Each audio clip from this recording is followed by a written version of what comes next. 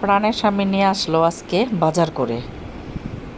তো বাজার আমি একদম কোটা বাছা করে একদম সুন্দর করে ধুয়ে সব কিছু রেডি করে দেন আমি দুই চুলায় একে একে বসাই দিব, যাতে আমার দেরি না হয়। আর আমি চাই না রান্না করতে আসলাম একটা চুলা খালি যাক, ওরকম হইলে আমার ভাল লাগে না, নিজের কাছে খারাপ লাগে। কারণ আমি রান্না করতে যখন দাঁড়াইছি একটা চুলাও যাতে খালি না যায়, দুই চুলায় সুন্দর সমান তালে রান্না করে বের হয়ে আসব। তাহলে কি হয়, একটা টার্গেট অনুযায়ী আমার কাজটা শেষ হয়, আমি আবার অন্য একটা কাজে সময় দিতে পারবো। আর এখানে পটল, আলু, কাঁচকলা, বেগুন 4 রকমের সবজি দিয়া আজকে আমি ইলিশ মাছটা রান্না করতেছি। কারণ বাসার সবাই পেঁয়াজের তরকারি, মাংস তরকারি খাইতে খাইতে পাগল হয়ে গেছে।